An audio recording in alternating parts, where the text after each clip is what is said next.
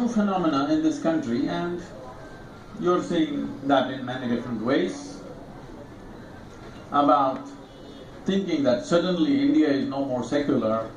I think it is only a figment of a certain segment of the media which goes on this. We don't know what is the intent behind it.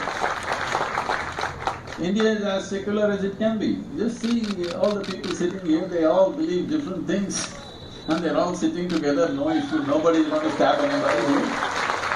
And this is a land where for thousands of years, in the same house, if there are 5 people, they are worshipping 5 different gods in the same family. And there never was a conflict because this is a land where we have always known that God is our making. This is something that most other cultures have forgotten, that God is our making, because we do not know the nature of creation, because we are quite clueless about where this cosmos begins and where it ends and how it happens. We are looking for a source.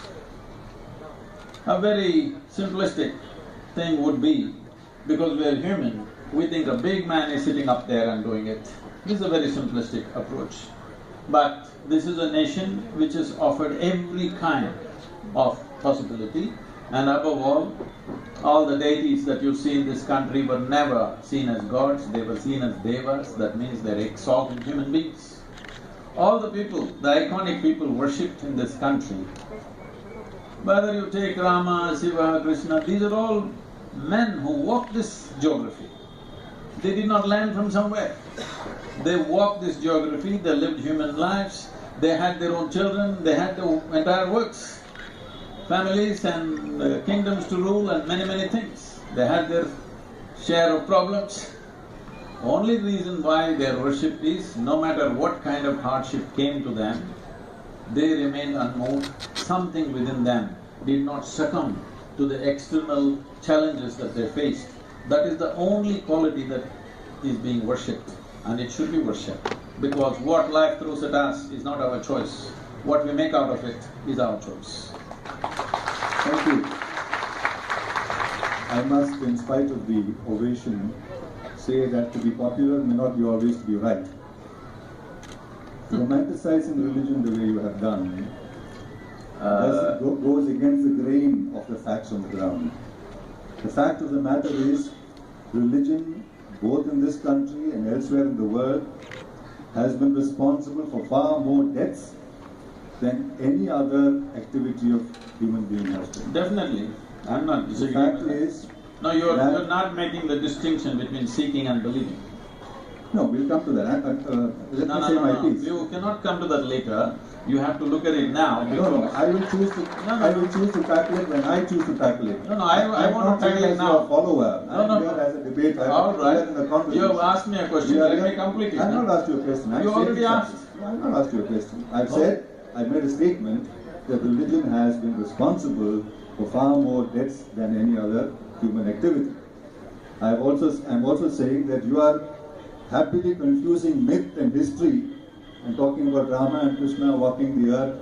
Now, it's debatable whether this is history or myth. Shiva having a conversation with his wife and somebody having a conversation with somebody. You can't confuse history and myth and wade into all of this and run a logical argument. I know you are not for logic. That is, you don't think logic is the end all of all discussion, at least from the book, which I respect that point of view. Science is not the end. It is for science to discover the beginning of the cosmos and the end of the cosmos. Science is in a process of seeking, of becoming. Religion has become, unfortunately, a certitude, a terrible certitude, which is creating more division, more fraction, more, I think, dishonesty in life, all around. And that's become even more so in the current age. That's what I started out by saying. We are in an age of godmen. We are in an age of so-called, new age gurus, market gurus. Branding is a syndrome. Look at all the branding of all the gurus that are going on. It's ridiculously ostentatious and market friendly. So I'm sorry, but I don't get authentic. You are giving your opinion about Yes, as you say. Unfortunately, whatever we are denied of for a sufficient period of time, slowly will rise to heaven. Today if you say joy, people will say divine joy. If you say peace, they say divine peace.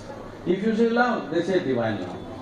These are all human qualities exported to heaven by miserable people.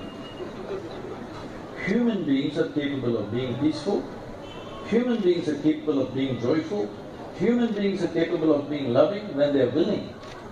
Out of whatever unwillingness they have come to, they have become miserable. Because they're miserable, they think all these qualities have risen up somewhere. But these are all things on this planet, expression of joy, love and peace happen only from a human being and some other creatures also. Dogs are loving, many other creatures are loving, but it never rained from up there, ever. This is a fact, all right? Using this fact, this sense of being peaceful and happy is not the end goal. Joy is a fundamental ambience that you need if you want everything within you to unfold. Particularly if human genius has to unfold, it's very, very important that you are in a pleasant state of experience. There is substantial medical and scientific evidence today which clearly shows you that only in pleasant states of experience, human intellect and genius will unfold. In unpleasant states of experience, sometimes in strife you do incredible things, but it won't last, it's just a momentary thing. Because of danger, because of being suppressed, because of being cornered, something may come out, but that's only a momentary flash. But if you want a continuous outflow from you, you must be in a pleasant state of experience. So happiness is not the goal to seek in heaven. Happiness is the fundamental ambience that is needed for you. If you want to enjoy your dinner tonight, you must be at least happy, if not ecstatic. If you want to enjoy a walk on the beach, you must at least be happy. If you want to enjoy the few people that you live with, you must at least be happy. So let's understand happiness and joy and peacefulness as most fundamental requirements, basic ambience in our life. This is not the final goal.